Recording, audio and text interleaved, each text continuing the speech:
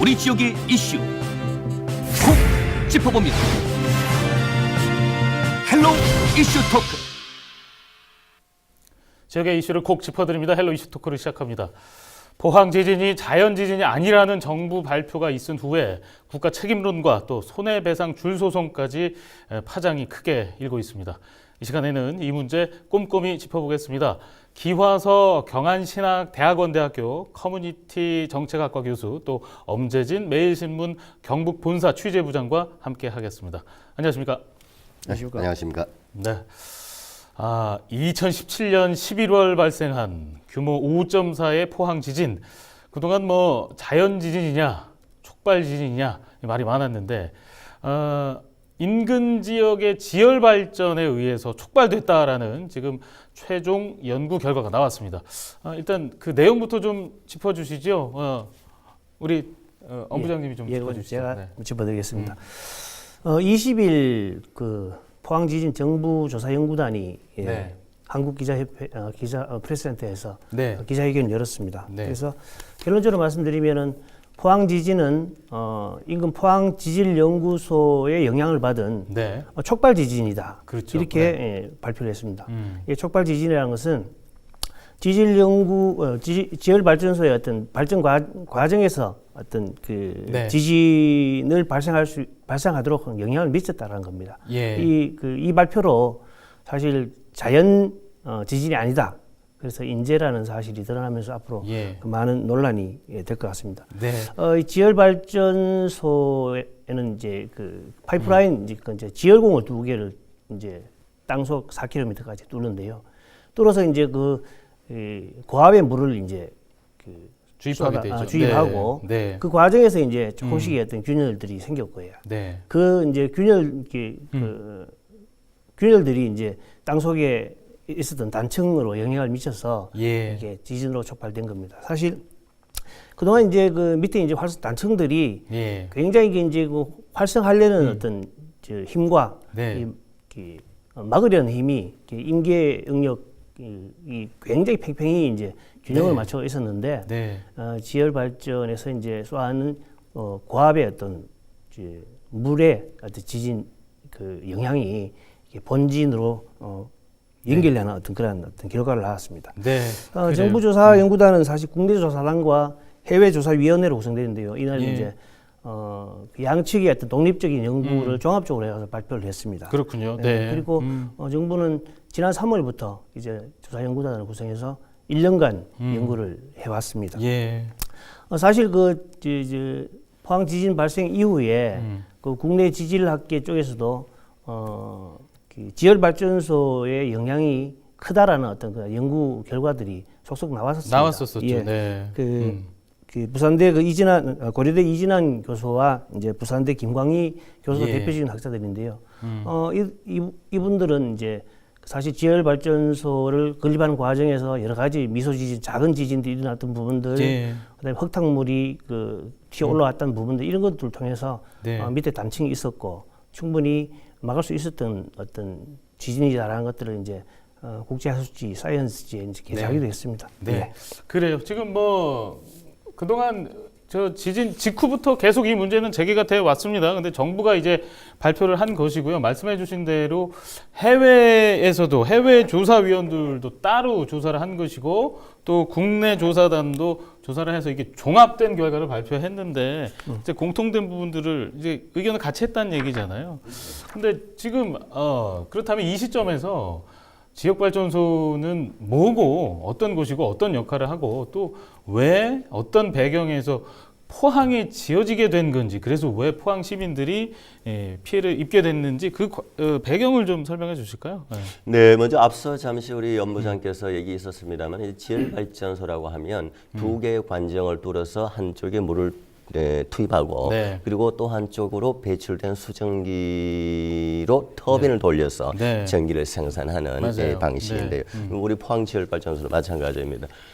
이런 방식의 지열발전은 우리나라만이 아니라 아시아 최초입니다. 네. 최초고요. 아 그렇군요. 네네.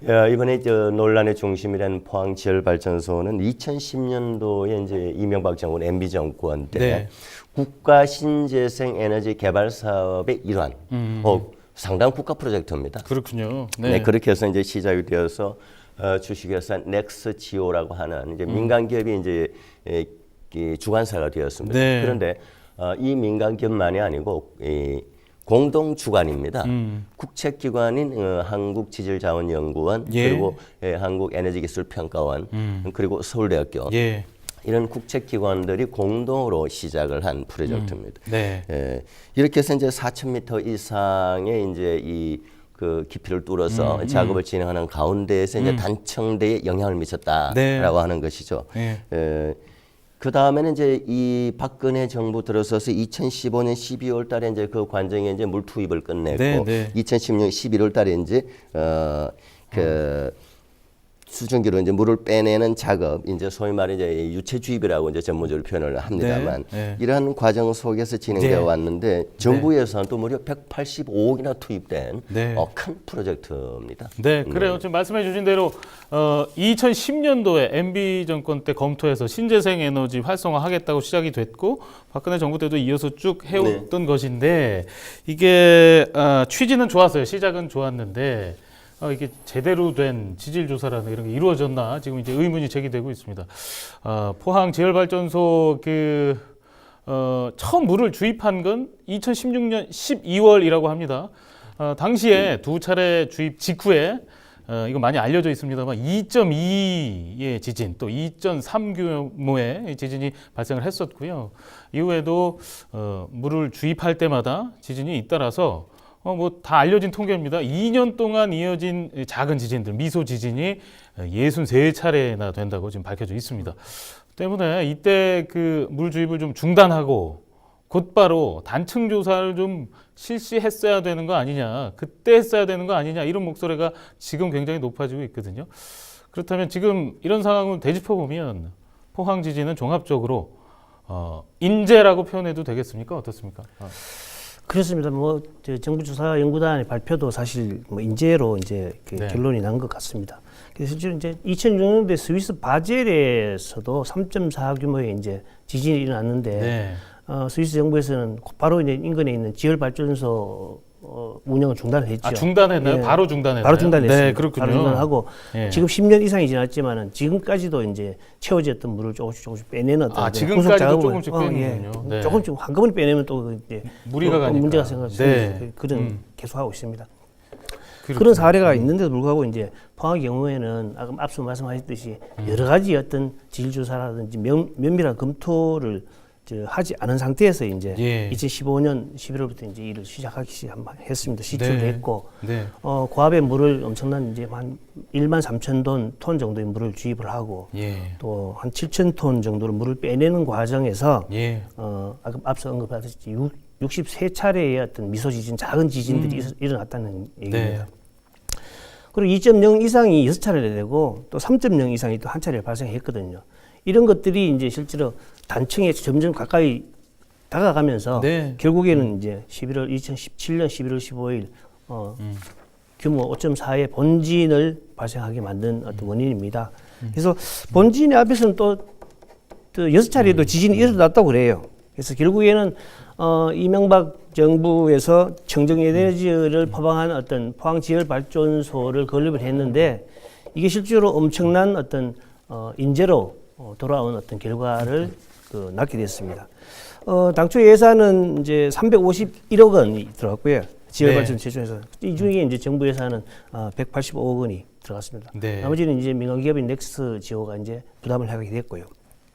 사실 이렇게 이제 수백억이 들어갔는데 이제 인재로 인해 가지고 수백 배, 수천 배 어떤 그런 그 손해 네. 피해를 끼치는 예, 결과가 예. 나왔습니다. 그래서 일부 지질 그 전문가들은 앞서 언급하셨듯이 지질 건립소, 지열 발전소 건립에 앞서 가지고 탄성을 쌓아 가지고 뭐 밑에 이제 네. 그 활성 단층이 있는지 확인도 해야 되고 예. 또 이제 그 시험 가동 과정에서 이제 흙탕물이 나왔을 때는 단층이 있다는 것을 반증하기 때문에 네. 중단해야 되고 그때 민감하게 좀 중단했어야 됐을 것 같아요. 그래서 네. 미소 지진들이 작은 지진들이 있었기 네, 때문에 네. 충분히 중단하고 예. 제대로 된 검증을 해야 알겠습니다. 되는데 그걸 하지 네. 못했다는 네. 비난이 있습니다. 네, 그래요. 지금 앞서 말씀해 주셨는데 인구 50만 대도시 바로 옆 지열발전소를 지었는데 지진에 대한 위험성 검토가 좀 충분하지 않았던 것은 아닌가 지금 합리적인 의심이 들 수밖에 없습니다. 앞서 얘기 좀 해주셨는데 해외에서 이미 지열발전소로 인해서 지진이 발생한 사례들이 있었습니다. 지금까지도 물을 조금씩 빼내고 있다라고 지금 스위스 사례 얘기해 주셨는데 좀만 더 덧붙여 주시죠. 네. 네, 뭐 간단히 덧붙이면은요. 2016년 그 7월 달에 울산에서 네. 지진이 있었습니다. 네. 그리고 또 이제 바로 2달 뒤인 9월 달에 경주에 또 큰 지진이 있었고요. 예. 또 그 앞에는 이제 2011년도에 이제 동일본 대지진, 일본 후쿠시마 대지진으로 인해서 우리 이 동해 쪽에 단청대에 변화가 있다라고 하는 것도 이미 많은 이 예보가 있었죠. 네. 그럼에도 불구하고 그야말로 이 50만 인구 지역에 이러한 그 지질 발전소를 네. 만든다는 자체가 그야말로 이건 인재다라고 네. 그렇게 평가를 합니다. 네, 그래요. 그러면 이쯤에서 지금 법적인 문제는 어떻게 될 것인지 저희가 지금 변호사 한 분을 전화 연결했거든요. 잠깐 연결해 보겠습니다. 백수범 변호사님 연결해 보겠습니다. 지금 1년 4개월이 지난 지금 당시 800여 명의 이재민들이 머물렀던 포항 흥해체육관에는 아직도 90여 세대, 한 200여 명이 텐트 생활을 하고 있다고 합니다. 지열발전소가 2017년 11월 포항 지진에 영향을 줬다는 지금 정부 조사연구단의 결과가 나오면서 주민 피해 보상에도 좀 관심이 쏠리고 있는데요. 근데 법적인 피해 보상 절차가 좀 복잡하고요. 또 피해 규모도 차이가 커서 좀 난항이 예상될 것 같습니다. 변호사님은 좀 어떻게 보세요? 이미 포항 시민들은 국가와 지열발전소에 손해배상을 청구하는 소송을 제기했고 또 지열발전소의 가동을 중단하라는 가처분 신청을 내서 지난해 1월에 법원이 이를 받아들여서 지열발전소 가동은 중단이 된 상태인데요. 이 1년간의 정부 합동조사단의 조사 끝에 발표로 이제 인과관계가 공식적으로 확인되었기 때문에 지열발전소는 물론이고 또 이 지열발전 사업에 예산을 지원하고 프로젝트를 주관한 정부도 책임을 피하기가 어려워 보입니다. 그 손해배상 금액에 대해서는 포항 지진 범시민대책본부에서는 전 포항 시민들에게 손해를 배상할 경우 5조 원에서 9조 원까지 이를 것이라는 주장도 하고 있습니다만 정부에서는 작게는 중대본부에서는 수백억 원, 또 한국은행이나 산자부에서는 수천억 규모로 피해 규모를 파악하고 있는 만큼 앞으로 이 손해배상 금액을 둘러싼 다툼도 오래 갈 것으로 보입니다. 다만 이미 정부에서는 주택피해 복구 지원금으로 약 2,800억 가량을 집행을 한 상태이고 또 포항 시민들 전체의 개별적인 물적 손해를 모두 다 입증한다는 것은 현실적으로 불가능에 가깝기 때문에 앞으로의 소송 과정에서 정부와 지열발전소 그리고 포항 시민들이 적절한 해결책을 찾아서 조정이나 화해로 마무리될 가능성이 상당히 높다고 전망이 됩니다. 네, 지금 피해 규모도 서로 산정이 좀 엇갈리고 있을 것 같습니다. 이 규모가 뭐 5조 원, 9조 원 너무나 큰 액수이어서 좀 의견이 엇갈릴 것 같습니다. 계속 지켜봐야 되겠습니다. 변호사님 말씀 고맙습니다. 그렇다면은 지금 이번 발표에 대해서 우리 지역의 움직임은 어떻습니까? 포항시 또 경북도의 입장은 어떤가요? 네. 네, 먼저 그 누구보다도 이제 포항 시민이죠. 피해를 입은 당시 포항에서 가장 피해가 컸던 포항 흥협의 한미 장관 맨션의 네. 그 피해자 공동 대표는 이번 조사에서 정말 진실을 밝혀줘서 고맙다. 네. 이분들은 그 지역에 살면서 늘 불안했고 뭔가의 불안을 느꼈다는 거거든요. 평상시에 이 싸움을 네. 통해서. 그래서 이분도 정말 이번에 정부가 이러한 네. 진실된 발표를 통해서 앞으로 이 피해 구제를 하는 데 있어서 적극 본인을 나서겠다. 뭐 포항시장 역시 네. 시민들과 함께 특단의 대책을 좀 요구해 나가겠다. 이런 얘기를 해 나가고 있는데 문제는요. 그때 주입한 물이 아직도 6,000톤 정도 남아 있는 것이 문제입니다. 그렇죠. 이걸 그렇다 한꺼번에 또 빼내면 또 갑자기 문제가 될 수 있어서 갑자기 빼면 안 되죠. 네. 네. 그래서 이제 이런 부분들은 또 이제 과학적인 전문가들을 통해서 정말 그 심도 있는 대응을 해 나가야 되겠죠. 네. 그래요. 문제는 이미 벌어졌고 이렇게 수습하는 거라도 좀 잘 했으면 좋겠습니다. 네. 경북도 입장은 어떻습니까? 경북도도 포항 입장과 비슷합니다. 이치루 도지사도 일단은 정부 조사단의 객관적이고 공정한 어떤 그 조사 연구 발표를 환영했고요. 네. 또 그러면서 또 포항이 이제 지진 도시라는 오명이 일단 벗었으니까 네. 예, 이 부분도 참 다행이다. 그래서 지진 안전 도시 이미지 회복 측면에서 이제부터 이제 시작이다라는 어떤 입장들입니다. 그래서 정부나 지자체 그리고 그 모든 노력들이 이제 지금부터 필요하다. 예. 특히 이제 뭐 사실 포항 지진 이후에는 그 포항 지역 경제가 형편이 없었습니다. 네. 인구도 떠나고 기업도 떠나고 관광객도 안 오고 그래서 이런 부분이 있어 가지고 정부 차원에서 강력한 도시 재생을 넘어서 이제 도시 새로운 개발까지도 이제 필요하다. 이게 이제 정부의 물질적, 정신적 보상책이 있어야 되지 않느냐라는 네. 입장들을 밝혔습니다. 네, 지금 뭐 잘잘못 또 따져야 네. 되지만 복구하고 회복하는 그럼요. 데도 맞습니다. 좀 지혜를 예. 모으고 힘을 모았으면 좋겠습니다. 그렇습니다. 그리고요, 지금 포항 지진의 불똥이 그 울릉도의 디젤 발전을 하는 그 신재생 에너지로 대체하는 그 친환경 에너지 자립섬 그 조성 사업인가요? 이 사업에 대한 백지화로 이어질 전망이라고 합니다. 이건 어떻게 영향을 좀 미치는 건지 배경을 우리 엄부장님이 또 설명해 주실까요? 이 울릉 같은 경우는 독자적인 섬이기 때문에 그동안 이제 디젤 이제 그 연료를 전문적으로 네. 사용했어요. 근데 이제 그게 이제 어느 정도 한계 있고 여러 가지 문제가 있어서 신재생 에너지로 이제 자립화시키겠다라는 어떤 사업입니다. 네, 그게 취지는 이제- 굉장히 좋은데요. 예, 예. 네. 그래서 친환경 에너지 자립섬 조성 사업인데요. 예.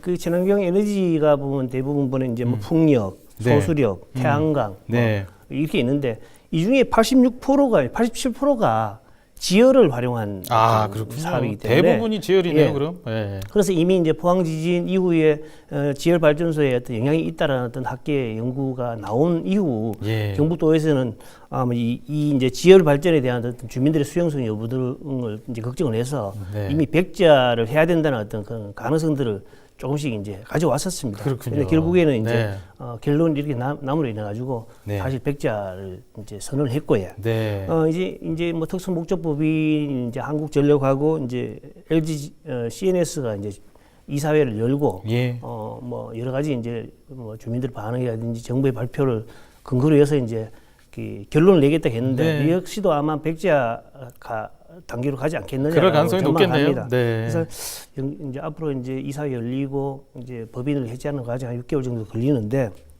이런 그 기간이 지나면은 네. 경북도에서는 어떻든지 뭐 울릉도에 이제 에너지 자립은 이루어야 되니까 네. 정부에 이제 또 다른 어떤 공공 사업을 건의할 계획이다. 네. 뭐 태양광 풍력 여기는 또 사실 울릉하고 안 맞아서 여러 가지 어떤 어려움들이 예상됩니다. 네. 그래요. 지금 말씀하신 대로 지금 울릉도의 그 자립섬 조성 사업도 거의 뭐 백지화 될 것으로 전망을 해 주셨는데 이뿐만 아니라 이번 조사 결과는 정부가 기후변화 대응 사업으로 추진해온 그 포항 이산화탄소 해저 저장 시설 사업에도 영향을 미칠 것으로 보입니다. 이 부분도 좀 짚어주시죠. 네, 바로 그렇습니다. 지금 포항 영일만 앞바다에 5만 톤에서 5만 톤 전후의 그 이산탄소를 이제 포집해서 저장할 수 있는 시설 네.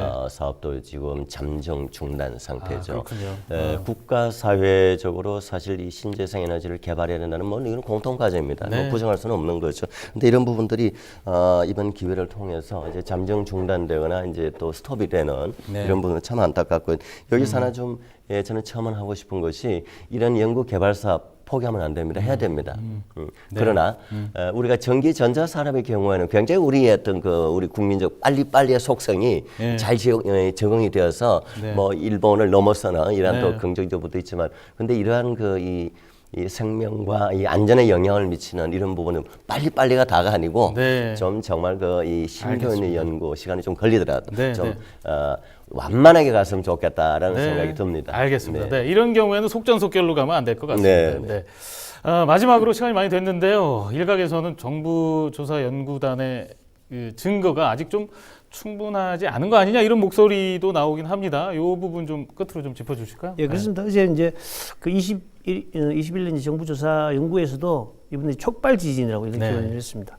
사실 이제 그 지열 발전소에 직접적 영향을 미쳤다 그러면 유발 지진이라고 표현할 텐데 네. 그게 단순하게 이제 그 방아쇠 역할을 했다는 거죠. 간접적으로 영향을 그렇죠. 미쳤다는 촉매제 거죠. 역할을 직접이 했다. 아니고, 예, 그렇죠. 그죠. 그래서 네. 촉발 지진이라고 이제 발표를 했기 때문에 네.